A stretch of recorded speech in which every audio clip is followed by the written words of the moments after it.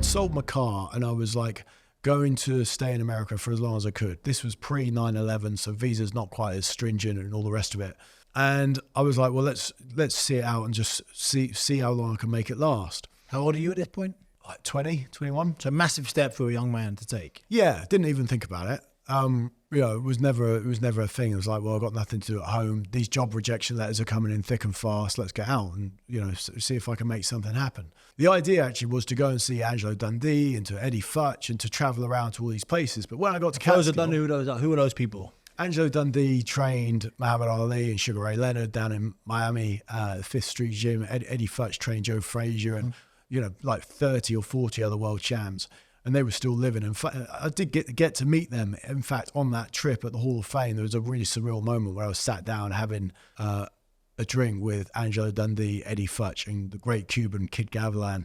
They've all passed away now. And I was like thinking, talk about imposter syndrome. Like that was even before I'd written a word about boxing. Yeah. I'll give you that one. You can have imposter syndrome for that one. So, but anyway, so I'm at Kevin's, and I remember him saying like, "Where are you staying?" I'm like, "I've got nowhere to stay." This was on the phone. And I'm like, but I'm here now. He's like, well, I sent someone to come and get you. You sent me Andre, this big heavyweight, to get me. And he took me he's like, how much money have you got? I was like, nothing. And he says, well, I'll take you to the cheapest place in town. And he took me to the Catskill Motel. And they were like charging like 90 a night. I'm like, I'm going to have to go home at the end of the week. Like, I haven't got that kind of money. I agreed a deal with them for like 150 for the week, something like that. And that obviously bought me a week there. And I was going to the gym and training and made friends with Jay and Leonard in particular. Andre had his fight coming up, but I did like Andre and his wife at the time. And Leonard I was particularly close with. But after about a week there, I'd obviously had nothing to do but train. I didn't have a job or anything. So I was walking around the village. I love the whole Mike Tyson story at that age. And like, Customato, the trainer, talked about fear and how like you need fear, you need to be able to control it. And I'd never really heard anyone talk about pre-fight fear in an interview before, but Cuss was great talking about it. And you all know before a fight you shit yourself, right? And no one ever told me that nerves are normal before you box. So remember before my fights, I thought what was happening to me was unique to me, and that it was just me struggling to contain nerves. And it wasn't down to that. It was obviously just that everyone gets it. It's just, as Cuss would say, heroes and cowards both experience fear. It's how you react to it that defines you.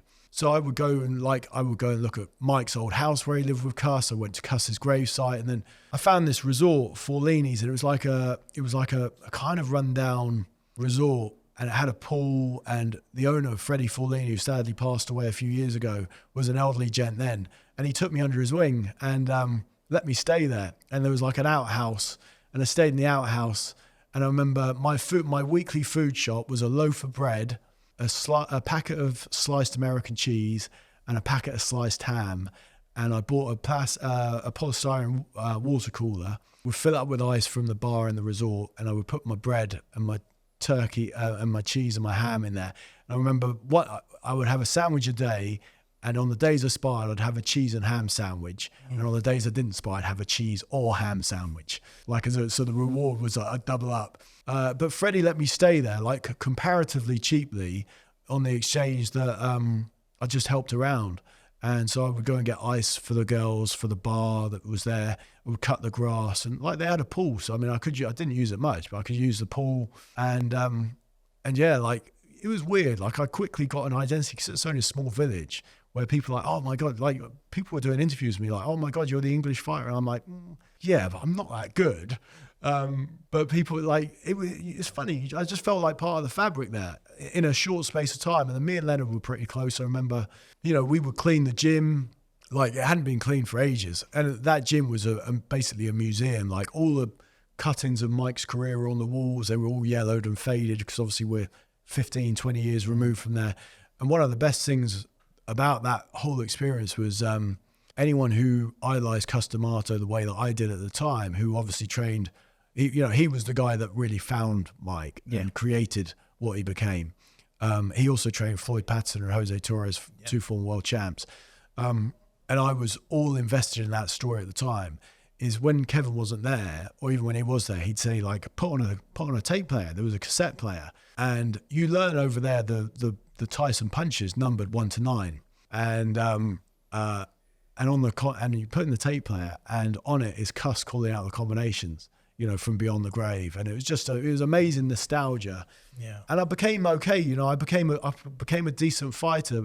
I felt there, and I sort of learnt the Tyson peekaboo system. I had some pretty bad back issues there at the time, which was stopping me moving my upper body as well. Which was, you know, meant sometimes in sparring that it was hurting less to get punched in the face than it was to move out of the way, which wasn't great.